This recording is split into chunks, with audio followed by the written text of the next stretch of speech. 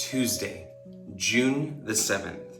You should be reading Proverbs chapter 6 and chapter 7. You should also be reading Psalm 7 today, as well as Romans chapter 11.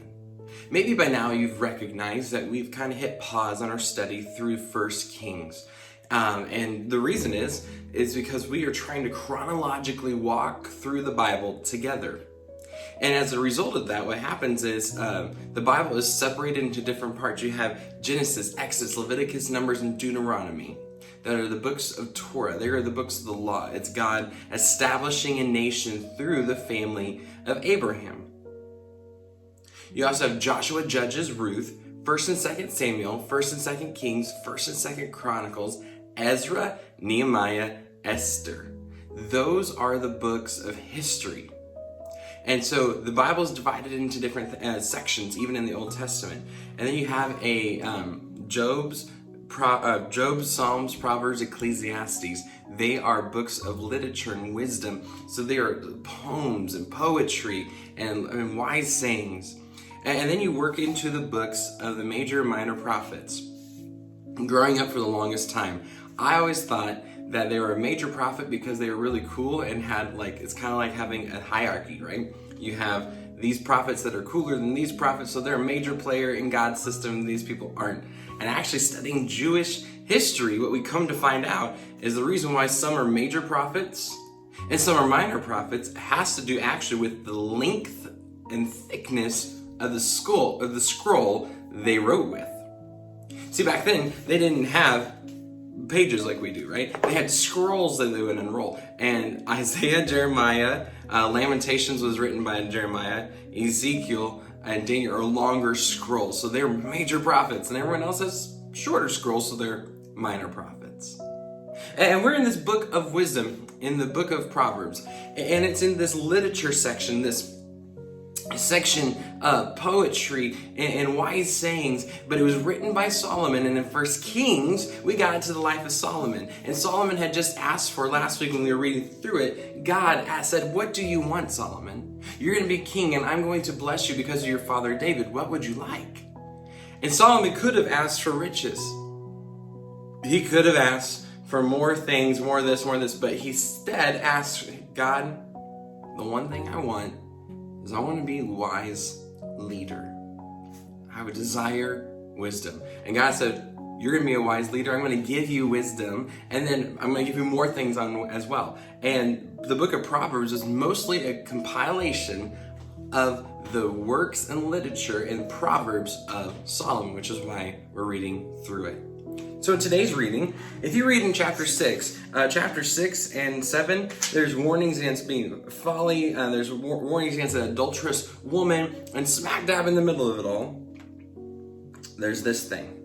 Starting in verse 16 of Proverbs chapter 6, I wanted to read this with you and just talk through it for just a moment before you start your day. There are 6 things the Lord hates. 7 are just detestable to him.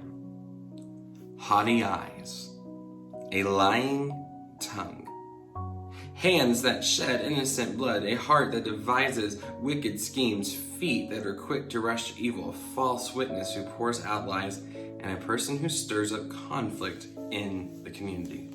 I just want to walk through these with you, just briefly. And again, these are just wise sayings from a guy who was trying to be a follower of God with all his heart. Trying to be a guy who led in wisdom, a king who led with everything. It says there are 6 things the Lord hates. I went and looked. The word hate here literally means actually an enemy of God, right? They're opposing God. So the word hate here, God, it's different than how we use hate in the American language. The word hate in Hebrew here is this word for animosity. God is fighting this thing. There are things that the Lord fights against because they're contrary to his nature.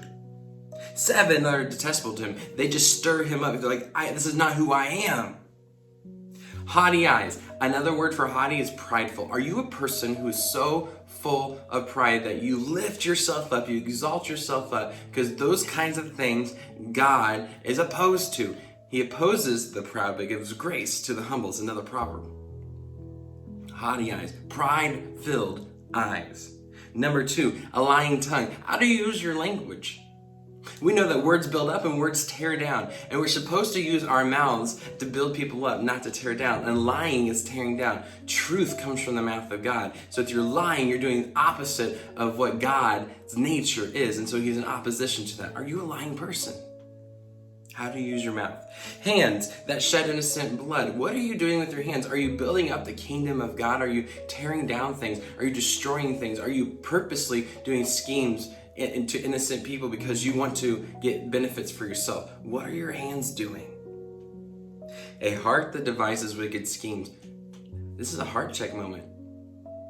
God always does things for the betterment of you and me. God made the world and everything in it perfectly, right? And sin distorts that all the time. And when I'm a wicked scheme and I'm pursuing evil with my heart, I am trying to get the benefit for me at your expense. That's not how the kingdom of God works. Feet that are quick to rush to evil. You have 2 options. Proverbs is very clear about this. You either run towards God and his kingdom and his plans, or you're running towards evil. There are only 2 ways. God's way or the enemy's way. And you get to choose which way you're running.